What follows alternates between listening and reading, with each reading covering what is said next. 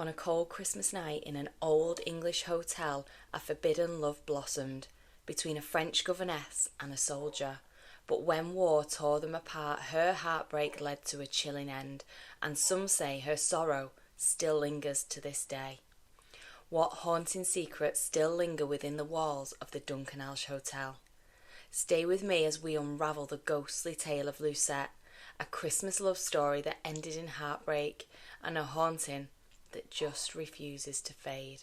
Nestled in the heart of Lancashire stands the Dunkenhalgh Hotel, a sprawling estate with over 700 years of history etched into its walls. Once a 13th century manor house, it has evolved through the ages, from a private residence to a Victorian retreat, and now it's a luxurious hotel. This old manor has witnessed countless lives passing through its doors, each carrying their own tales of love and loss. Yet none left a mark quite like that of the story of Lucette, a French governess whose tragic fate has become entwined in the very fabric of the place. One Christmas Eve, beneath the glow of the festive lights, her story began, leaving behind a sad and chilling legacy that still haunts these halls. The fear of encountering her ghost is so strong that for generations locals have avoided passing the hotel after nightfall on Christmas Eve. Tales of her sorrowful spirit are well known, soft weeping carried on the wind, the faint melody of a music box, or even the chilling cry of a baby. What happened to Lucette on that fateful night, and why does her presence still linger? In the year 1778, the Dunkenhalgh estate was owned by the prominent Petre family, and among their staff was Lucette, a young French governess employed to care for the children of the family. And it was Christmas season, a season of excitement and joy where the glitter of decorations and the twinkle of lights masked the turmoil of a world at war. One of the holiday guests that year was Captain Starkey, a handsome British Army officer whose reputation as a charmer preceded him. The moment he laid eyes on Lucette, her beauty and her grace captivated him. Lucette, vulnerable and lonely in a foreign land, quickly found herself drawn to the handsome captain. Though Starkey knew he would soon leave to fight overseas, he kept his departure a secret from Lucette. Beneath the soft glow of the Christmas lights, the two shared stolen moments of passion. For Lucette it was love, but for Captain Starkey perhaps it was just a bit of Christmas fun. Swept up in the magic of the season, Lucette gave herself to him, believing in his promises. But as the festivities faded, so did her joy. Captain Starkey left the Dunkenhalgh to rejoin his regiment, vowing to return and marry Lucette. In the weeks that followed, Lucette's world crumbled. She discovered she was carrying the captain's child, which was a scandalous sin for an unmarried woman in those days.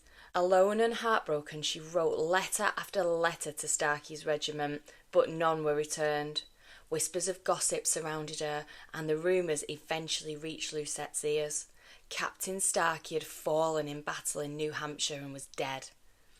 As the months dragged on, Lucette's once bright spirit was replaced by utter despair.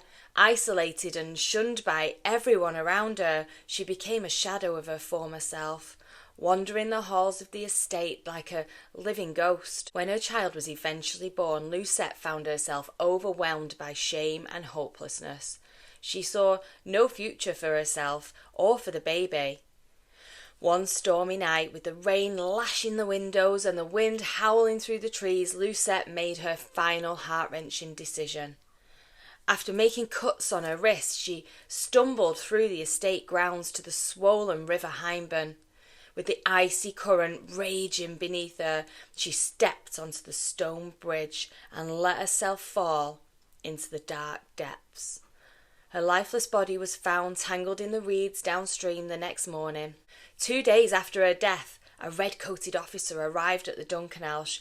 It was Captain Starkey.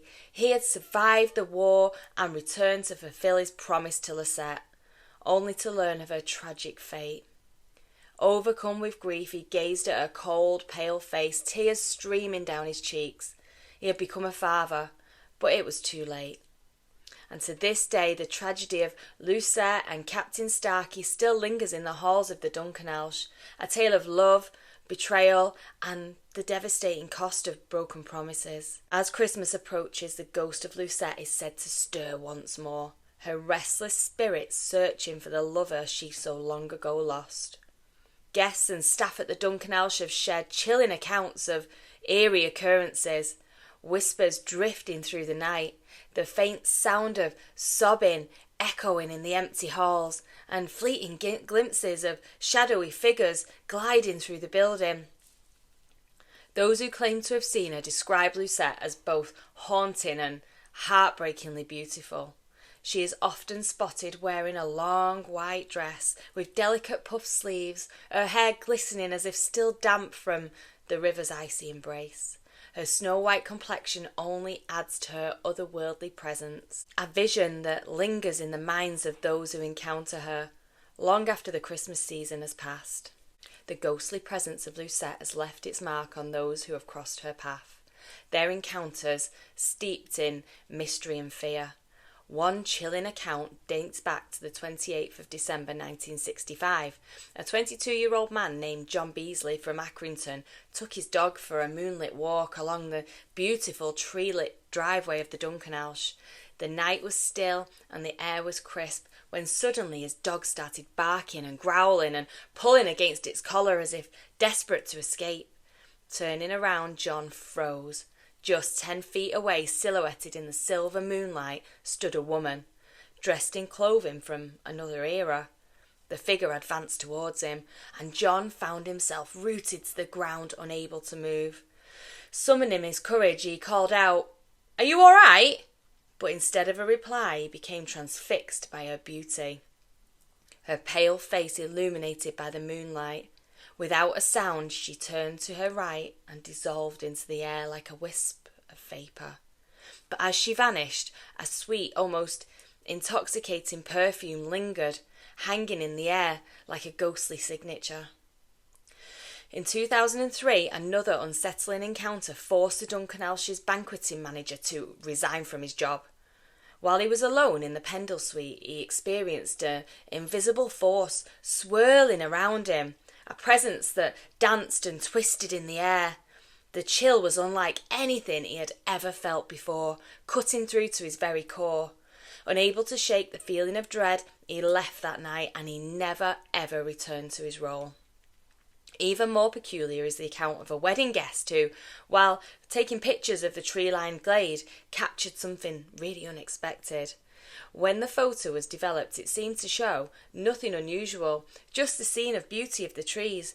But when he shared it with his young granddaughter, she innocently asked him, "Nice photo, Grandad, but who's the lady holding the baby?" These stories passed down over the years leave little doubt that the spirit of Lucette still lingers, her presence felt by all who dare to encounter the shadows of the Dunkenhalgh Hotel. As compelling as Lucette's tragic tale may be, whispers of another story add a layer of mystery into the history of the Dunkenhalgh. In the mid-18th century, this part of Lancashire was known for its Jacobite sympathies. During the uprisings, families loyal to the cause often engaged in secret activities, hiding fugitives, passing coded messages, or stockpiling supplies for the exiled Stuart kings. Remote estates like the Dunkenhalgh provided the perfect cover for such secret operations. So, could it be that some of the strange lights and the movements reported on the estate grounds were not ghostly at all, really, but signs of these covert activities? And it's said that locals, upon witnessing something unusual, might have said it was supernatural forces as a way to keep prying eyes away from the truth. This intriguing possibility raises questions. Was Lucette's story born from the vivid imagination of locals eager to hide dark secrets? Or is there a crossover of fact and a tragic romance set against the backdrop of a region steeped in rebellion and intrigue? Even today, the haunting presence of Lucette is what still lingers in the collective memory, overshadowing those whispers of Jacobite intrigue. Yet these layers of history only deepen the layers of mystery in the Dunkenhalgh, leaving us to wonder what other secrets remain buried in its past. Whether Lucette's story is one of love and loss, or whether it masks something much more secretive, remains a mystery, one that the halls of the Dunkenhalgh seem reluctant to give up. The echoes of her presence, whether real or imagined, continue to capture the imagination of all who hear her tale. And each December, as Christmas approaches and the air grows heavy with anticipation, the figure of Lucette emerges once more in whispered accounts. The scent of her perfume, the glimmer of her gown in the moonlight, and the haunting melody of her sorrow seem to remind us that some love stories are etched, not just into memory, but into the very fabric of a place. And yet the suggestion of the Jacobite secrets adds a tantalising layer to the tale. Could the ghostly encounters be shadows of another era, woven into the estate's history by those who sought to protect their loyalties? Or do these ghosts coexist? Lucette's tragedy intertwined with the political turmoil of her time. The Dunkenhalgh remains an enigma, its beauty hiding mysteries that continue to ripple through time. Whether you believe in restless spirits or hidden histories or just the power of a good story, one thing is certain: this Lancashire landmark has a lore that transcends centuries, drawing us into its spell time and time again. Whether Lucette's spirit truly roams the halls of the Dunkenhalgh or her tale serves as a veil for hidden history, the allure of her story remains undeniable. What do you think? Could her tragic love story be based in real events, or is it a legend designed to mask other mysteries of the estate? If you've ever visited the Dunkenhalgh Hotel or have experienced something unexplainable there or at any other location steeped in history, I would absolutely love to hear your story. Share your thoughts or encounters in the comments below, and don't forget to like this video if you've enjoyed exploring Lucette's tale, and subscribe for more stories of fates, phenomena and the unexplained. And if you know someone who loves a good ghost story, please share this with them. Thank you for joining me for the story of Lucette, and until next time, stay curious and perhaps a little cautious.